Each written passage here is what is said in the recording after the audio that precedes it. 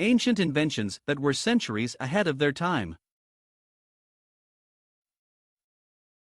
We like to think of technological innovation as a gradual, steady, and fairly linear process. However, this is not necessarily the case. Archaeological excavations throughout the world reveal that, once in a while, ancient civilizations developed inventions that were decades if not centuries ahead of their time. It is sometimes said that these inventions rival or outmatch modern science.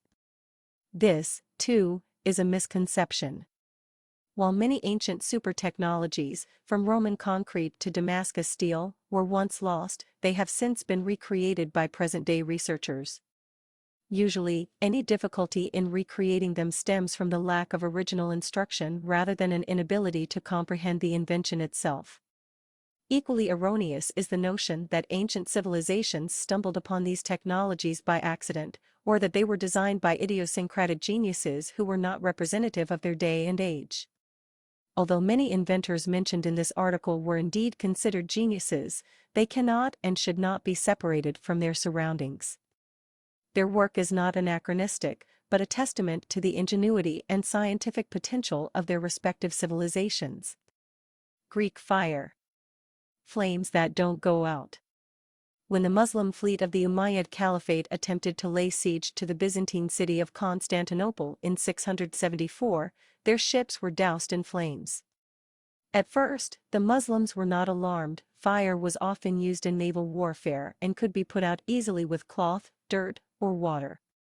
This, however, was no ordinary fire. Once ignited, it could not be extinguished, and after the entire fleet had burned down, even the sea itself was set ablaze. The Umayyad Caliphate met its doom at the hands of a new military invention known as Greek fire, Roman fire, liquid fire, or sea fire, among many other names.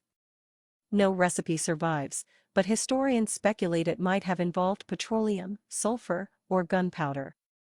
Of the three, petroleum seems the likeliest candidate, as gunpowder didn't become readily available in Asia Minor until the 14th century, and sulfur lacked the destructive power described by Arab observers.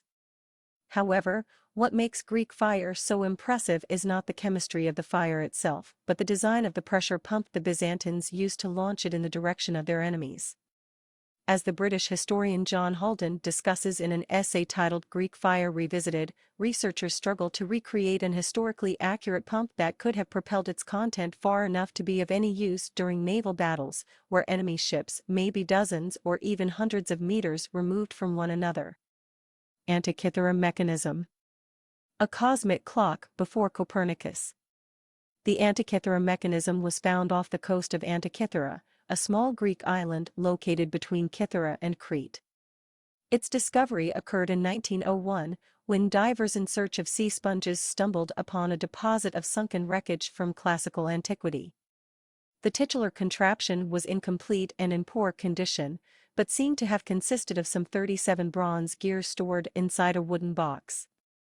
Scholars initially speculated that the Antikythera mechanism, which was found to be over 2,200 years old, had functioned as an ancient computer. This hypothesis was written off as being too improbable, only to be reaffirmed by more detailed studies from the 1970s. The current consensus holds the mechanism was an orrery, a model of the solar system that calculates and tracks celestial time. CT scans reveal the contraption's mind-boggling complexity.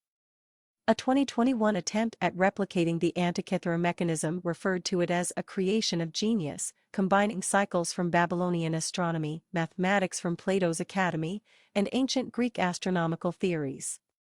It could calculate the ecliptic longitudes of the moon and sun, the phases of the moon, the synodic phases of the planets, the excluded days of the Metonic calendar, and the Olympiad cycle, among a myriad of other things.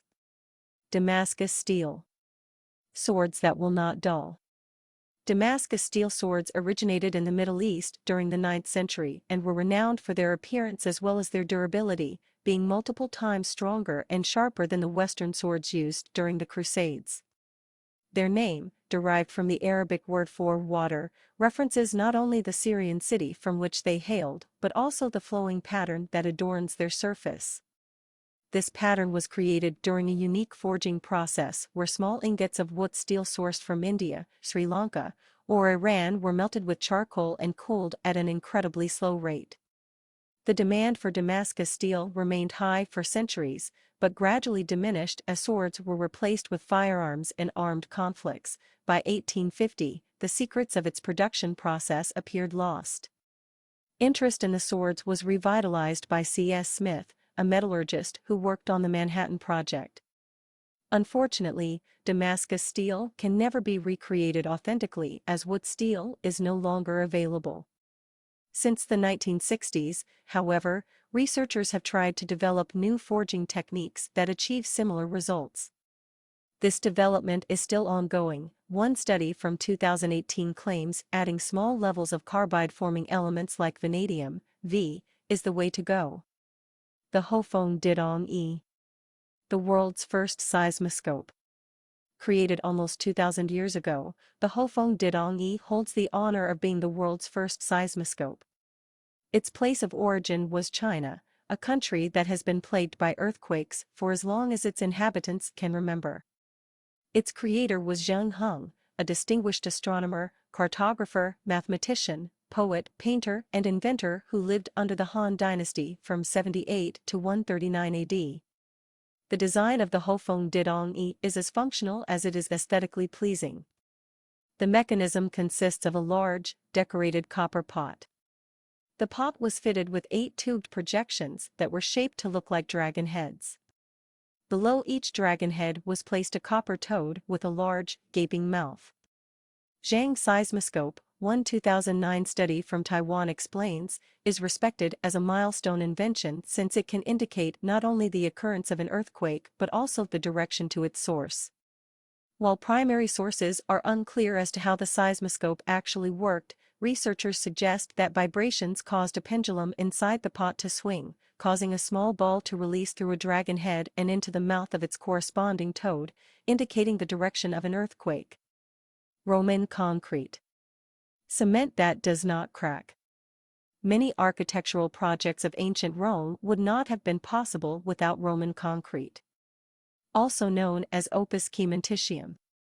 Roman concrete was a hydraulic setting cement mix consisting of volcanic ash and lime that, in the words of Pliny the Elder, bound rock fragments into a single stone mass and made them impregnable to the waves and every day stronger.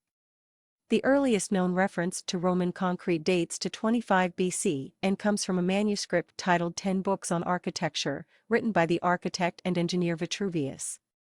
Vitruvius recommends builders use volcanic ash from the city of Pozzuoli in Naples, called pozzolana or pulvis puteolinus in Latin. Pozzolana should be mixed with lime at a ratio of 3.1 or 2.1 if the construction is underwater.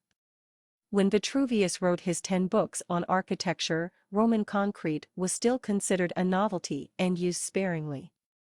This changed in 64 AD, when an urban fire destroyed 2/3 of the imperial capital. As the survivors set out to rebuild, Nero's building code called for stronger foundations. The switch to Roman concrete, which, true to Pliny's words, does not crack, enabled the construction of architectural projects like the Pantheon, the world's oldest and biggest unreinforced dome.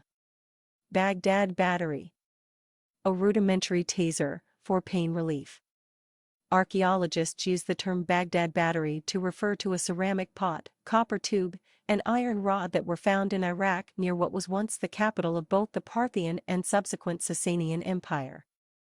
They believe the 3 distinct objects once fitted together to create a single device. The purpose of this device, which seems to have been capable of generating electricity, remains unclear. Wilhelm Koenig, director of the Iraq Antiquities Department, the same organization whose employees first found the battery, originally theorized that it was used as a galvanic cell to electroplate objects. This theory, though widely accepted upon its initial publication, does not hold up as no electroplated objects from the same time period and region have been discovered so far. In 1993, Paul Kaiser from the University of Alberta in Edmonton formulated a different, less anachronistic and therefore more plausible hypothesis. The battery, he argued, functioned not as a galvanic cell but a local analgesic that could relieve pain through transmitting an electrical charge. In doing so, it would have replaced electric fish, which in Greco-Roman societies were sometimes used to treat headaches, gout, and other conditions.